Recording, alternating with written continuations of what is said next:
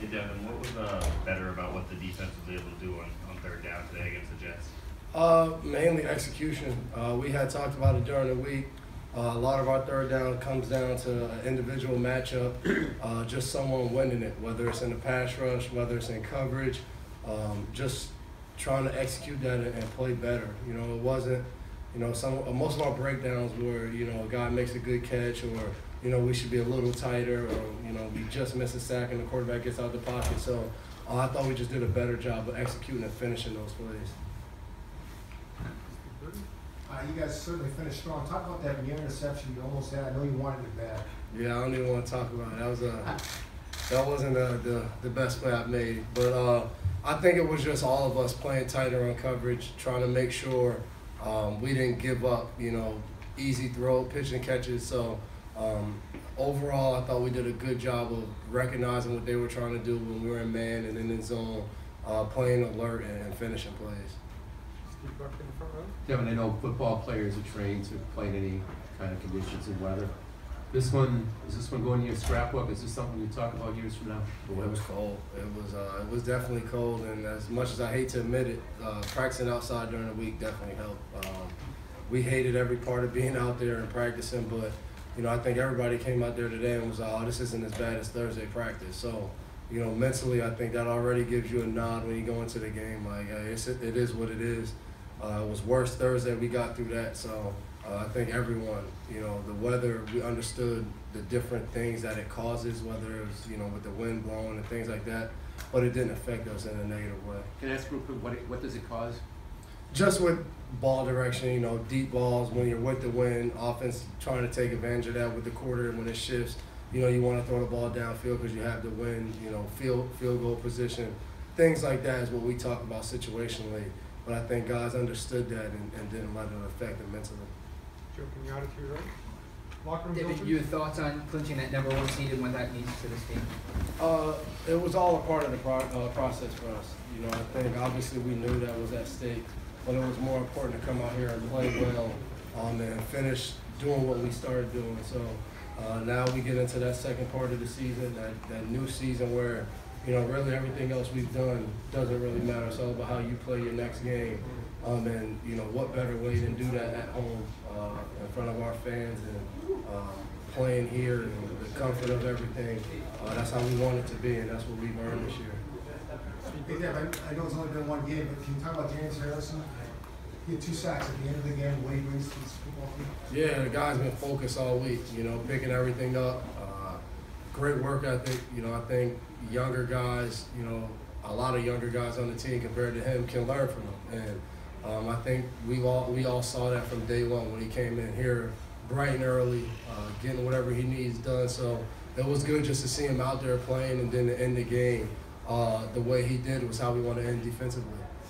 Steve Sanchez, to your right. Devin, this is the 7th season that Patriots finished with 13 wins.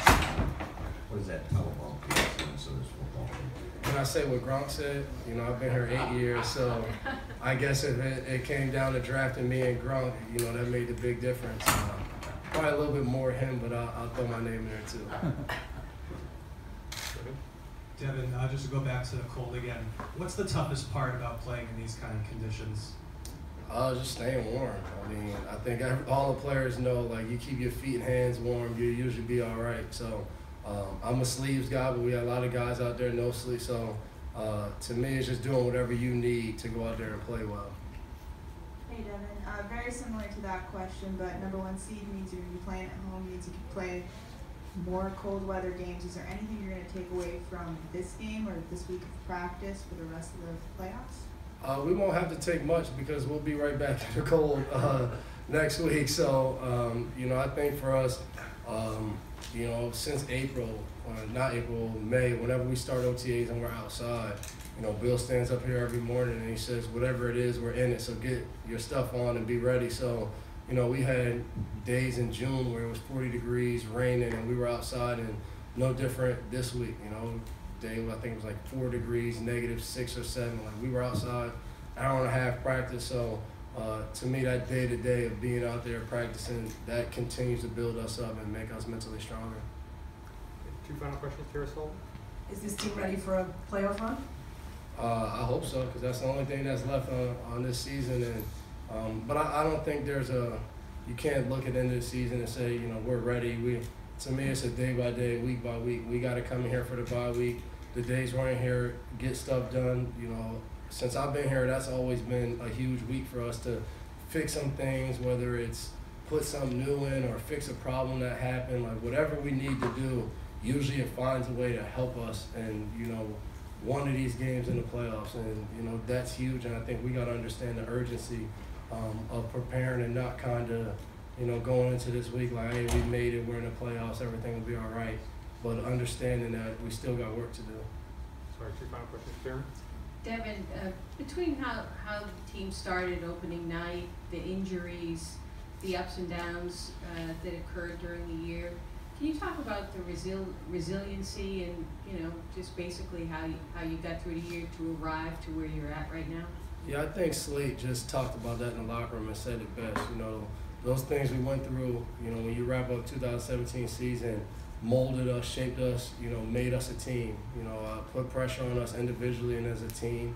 And, you know, you look back at that now and reflect, we needed all that. You know, we needed to go through certain things. Obviously, we would like all the guys that are hurt to be healthy. You know, I think every team that has injuries would like that.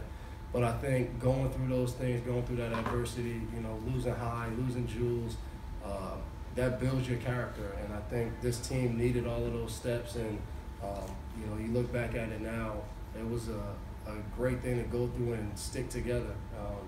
You know, obviously, after week one, a lot of sky was falling here. And, you know, I think this building just stayed up. You know, we just kept pushing forward. And, you know, that's what this team is now. You know, a team that stood strong through, you know, some wins and all of that, and you know we're here now with the chance to go out there and play the playoffs. Last question. Devin, most of the offense, a good part of the defense had no sleeves out on in the cold. Is that a point of pride for a lot of you guys being a cold weather team? And is having sleeves sort of a mark of shame for some guys?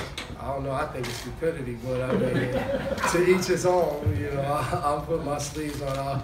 I used to be a guy that tried to go no sleeves, but when you got to go out there and play, you got to do what makes you comfortable. So, I mean, but a lot of those guys, no sleeves, you should see them come to the sideline screaming for the jacket. So, you know, I'm a little more comfortable on the sideline.